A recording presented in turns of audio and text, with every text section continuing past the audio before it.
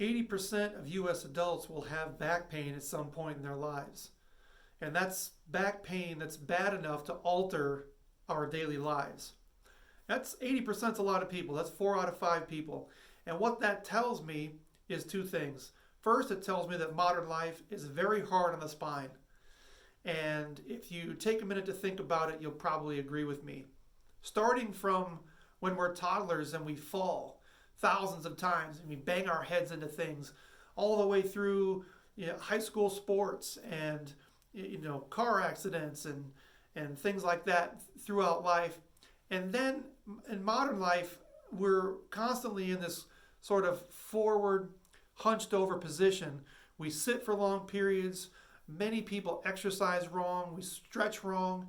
We're constantly in this, if we work on a computer, we're bending our heads forward. We're constantly texting and looking down.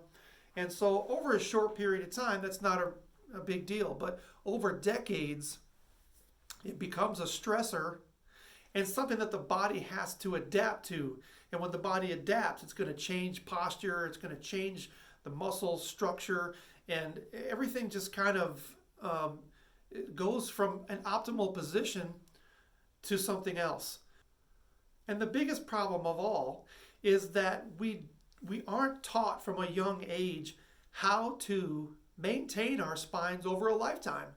And so when we reach our 30s and 40s and we've been living with these, I call them micro traumas, these little hurts, and these stressors on our spines our whole lives, they begin to give us problems. And we begin to experience low back pain, and people begin to experience neck pain. And it's mild at first, and it's just kind of uncomfortable. And then we start to have these blowouts where we have pain that's actually debilitating and may interfere with our everyday lives.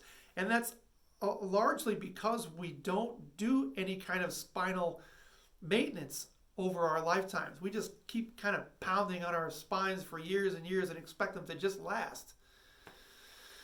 And the second thing that this statistic tells me is that we don't do enough to maintain our spines. So modern life is really hard on the spine, and we're not doing enough to maintain our spines. And so what these stressors just build up over time, and they eventually cause us problems. So spinal maintenance is just like getting your teeth cleaned.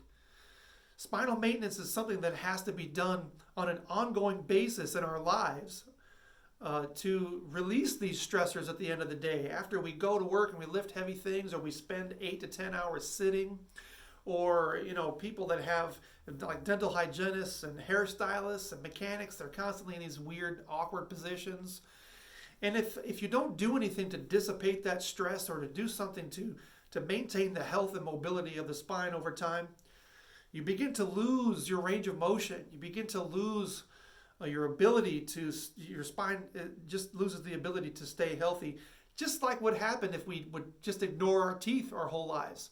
We constantly eat sugar and don't do anything to keep our teeth healthy. When we reach our 40s, we're going to have some problems. Probably maybe even before that. And so I try and liken spinal maintenance to dental care, because you can go about your dental care in 2 ways. You can wait until your mouth hurts or you have a mouthful of cavities and then go in and have a lot of work that needs to be done, and it's very painful and it's very expensive. Or you can maintain your teeth over a lifetime and pay for it a little bit at a time to keep things healthy, and you avoid that blowout. It's the same thing with your spines. And, we have to do these things throughout life in order to keep the spine mobile and healthy so we avoid that blowout.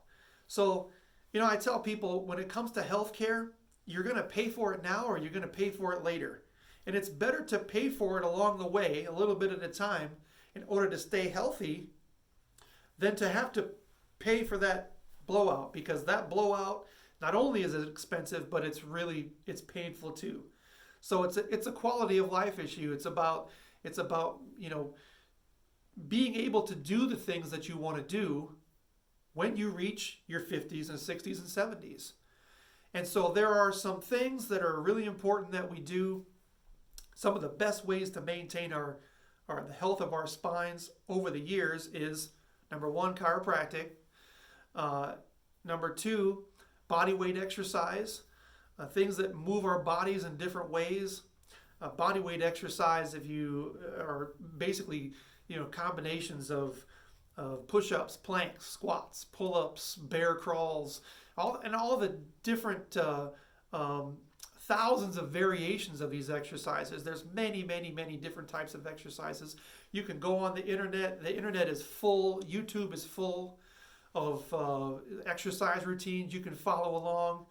Whether you're a beginner or what age you are, you can find programs that will kind of work toward or work with you where you're starting. So I'm not going to go too much into that because there's lots of information on body weight exercise or calisthenics. Think of the military and how they work out, that kind of thing. The third thing is I'm a big fan of yoga. I like yoga stretches, and not so much because I like stretching muscles, but yoga moves the spine in ways that are very healthy. It makes us flex and extend in healthy, safe ways that will keep the spine moving and keep it flexible. And that's really the key. Not so much stretching muscles, but in mobilizing the spine and making it move. And then, of course, there's walking. When it comes to nutrition, there's a common principle that you need a wide variety of healthy food. You need a wide variety of fruits and vegetables, not just the same 8, 9, 10 foods. And the same principle applies to exercise and fitness and moving our bodies, in that we need a wide variety of activity, not just running, not just lifting weights, not just body weight exercise, not just taking a 30-minute walk every day. There has to be a wide variety of activity, and you have to find the things that you enjoy so you'll stick with it.